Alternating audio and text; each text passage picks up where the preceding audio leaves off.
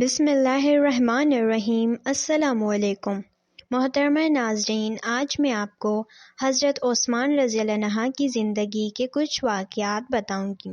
حضرت عثمان رضی اللہ عنہ کا نام عثمان، کنیت ابو عبداللہ، والد کا نام عفان اور والدہ کا نام عروہ تھا۔ حضور صلی اللہ علیہ وآلہ وسلم کی دو صاحبزادیاں آپ رضی اللہ عنہ کے ساتھ یکے بعد دیگر رشتہ زوجیت میں آئیں، اس لیے ان کو زوال النورین کہا جاتا ہے۔ آپ رضی اللہ عنہ قبیلہ قریش کی ممتاز شاخ بنو امیہ سے تھے۔ پانچویں پشت پر آپ کا نسب رسول اللہ صلی اللہ علیہ وسلم سے جا ملتا ہے۔ قریش کا مشورہ عہد عقاب یعنی فوجی نشان کے علم برداری آپ رضی اللہ عنہ کے خاندان کے قبضے میں تھی۔ حضرت عثمان رضی اللہ عنہ کا خاندان شرافت، ریاست اور عزت کے لحاظ سے عرب میں نہایت ممتاز تھا، اور بنو ہاشم کے سوا کوئی دوسرا خاندان اس کا اہم پایہ نہ تھا۔ حضرت عثمان غنی رضی اللہ عنہ واقعہ فعل کے چھٹے سال یعنی ہجرت نبوی صلی اللہ علیہ وسلم سے 47 برس قبل پیدا ہوئے۔ آپ رضی اللہ عنہ نے بچپن ہی میں لکھنا پڑھنا سیکھ لیا تھا۔ معاش کا ذریعہ تجارت تھا اور اس میں اپنی ذہانت اور راست بازی سے اتنی ترقی حاصل کر لی تھی کہ قریش کے دولت مند ترین لوگوں میں آپ رضی اللہ عنہ شمار ہوتے تھے۔ اس لیے لوگ آپ رضی اللہ عنہ کو غنی کے لقب سے پکارتے تھے۔ طلوع اسلام کے وقت آپ رضی اللہ عنہ کی عمر 34 برس تھی۔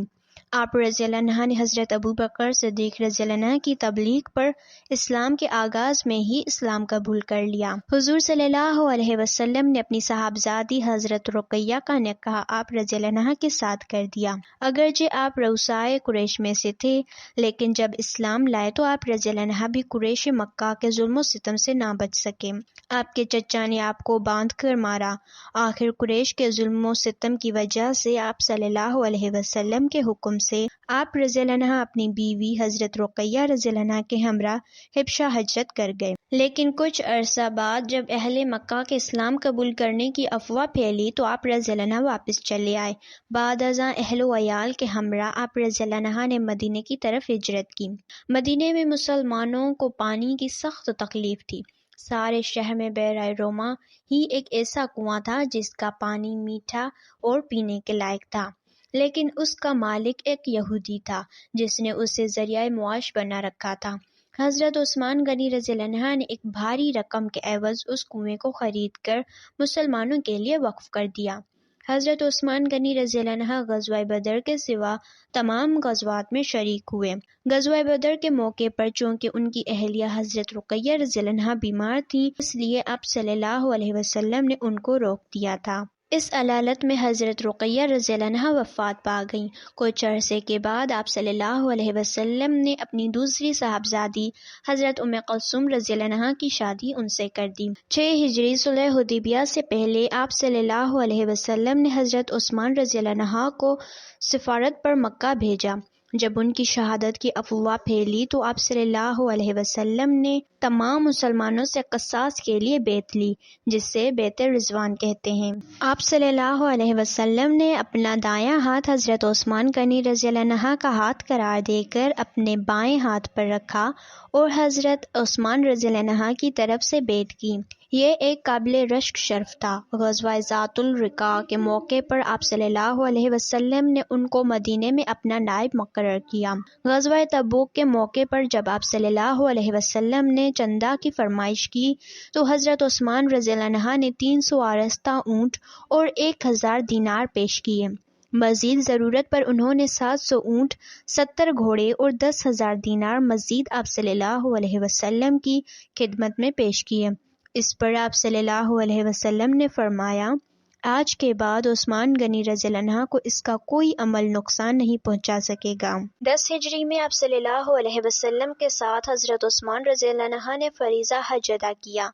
آپ رضی اللہ عنہ زمانہ رسالت میں کاتبان وحی میں سے تھے اور آپ رضی اللہ عنہ نے قرآن مجید حفظ کر رکھا تھا۔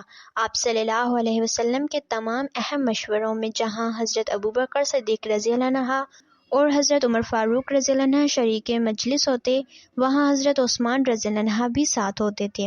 آپ رضی اللہ عنہ حضرت ابو بکر صدیق رضی اللہ عنہ اور حضرت عمر فاروق رضی اللہ عنہ کے دور خلافت میں مجلس شورا کے ممتاز رکن بھی رہے۔ حضرت عمر فاروق رضی اللہ عنہ نے اپنے سفر آخرت کے وقت لوگوں کے اصرار سے منصب خلافت کے لیے عشرہ مبشرہ میں سے 6 اصحاب رضی اللہ عنہ، حضرت علی رضی اللہ عنہ بن ابی طالب رضی اللہ عنہ، حضرت عثمان رضی اللہ عنہ بن عفان، حضرت زبیر رضی اللہ عنہ بن عوام، حضرت عبد الرحمن رضی اللہ عنہ بن عوف، حضرت سعد رضی اللہ عنہ بن ابی وقاص اور حضرت طلحہ رضی اللہ عنہ بن عبداللہ کی مجلس شورا نامزد کر دی کہ ان میں سے کسی کو خلیفہ منتخب کر لیا جائے، اور تاکید کی کہ میری وفات کے 3 روز کے اندر اندر باہمی مشورے سے خلیفہ کا انتخاب فیصلہ ہونا چاہیے۔ حضرت عمر فاروق رضی اللہ عنہ کی وفات کے بعد تجزیہ و تکفین مکمل ہوئی تو انتخاب کا مسئلہ پیش ہوا۔ 2 دن تک اس پر بحث ہوتی رہی لیکن کچھ فیصلہ نہ ہوا۔ حضرت عبد الرحمن رضی اللہ عنہ بن عوف 3 دن تک شہر میں عوام و خواص کی رائے بھی پوچھتے رہے، حتیٰ کہ دروازوں پر جا کر پردہ نشین عورتوں سے بھی پوچھا۔ انہوں نے مدینے میں باہر سے آئے ہوئے لوگوں کی رائے بھی لی۔ آخر کار 3 دن کے غور و فکر اور صلاح و مشورے کے بعد حضرت عبد الرحمن رضی اللہ عنہ بن عوف نے مسجد نبوی میں حضرت عثمان غنی رضی اللہ عنہ کے حق میں خلافت کا فیصلہ دے دیا۔ اس پر کوئی مخالف صدا نہ اٹھی۔ حضرت علی مرتضیٰ رضی اللہ عنہ نے بھی بیعت کے لیے ہاتھ آگے بڑھایا۔ آپ رضی اللہ عنہ کے بیعت کرتے ہی سب نے والہانہ شوق کے ساتھ بیعت کی۔ بیعت عام کے بعد محرم 24 ہجری میں حضرت عثمان غنی رضی اللہ عنہ مسند خلافت پر آئے۔ اس وقت آپ رضی اللہ عنہ کی عمر تقریباً 70 سال۔ آپ رضی اللہ عنہ کے کارنامے: حضرت عثمان رضی اللہ عنہ کے عہد میں مملکت اسلامیہ کی سرحدیں مختلف اطراف میں اسپین، چین اور ہندوستان سے جا ملیں۔ شمالی افریقہ میں لیبیا، تیونس، الجزائر اور مراکش کے ممالک فتح ہوئے۔ قبرص کا جزیرہ بھی مسلمانوں کا مطیع اور تابع فرمان ہو گیا۔ حضرت عثمان رضی اللہ عنہ کے عہد میں مزید چھاؤنیاں بنائی گئیں، فوج کی تنخواہوں میں اضافہ ہوا۔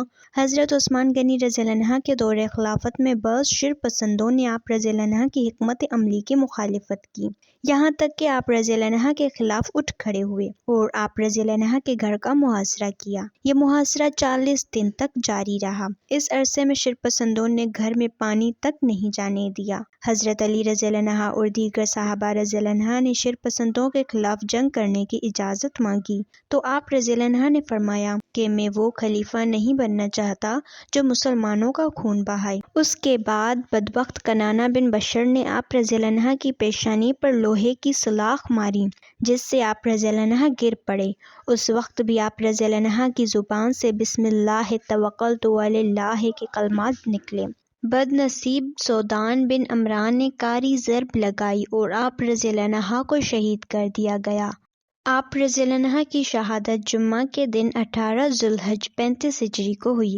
اس وقت آپ رضی اللہ عنہ کی عمر 82 سال تھی۔ دوستوں، یہ تھے حضرت عثمان غنی رضی اللہ عنہ کی زندگی کے اہم نکات۔ ملتے ہیں ایک دوسرے خوبصورت واقعے کے ساتھ، جب تک کے لیے اللہ حافظ۔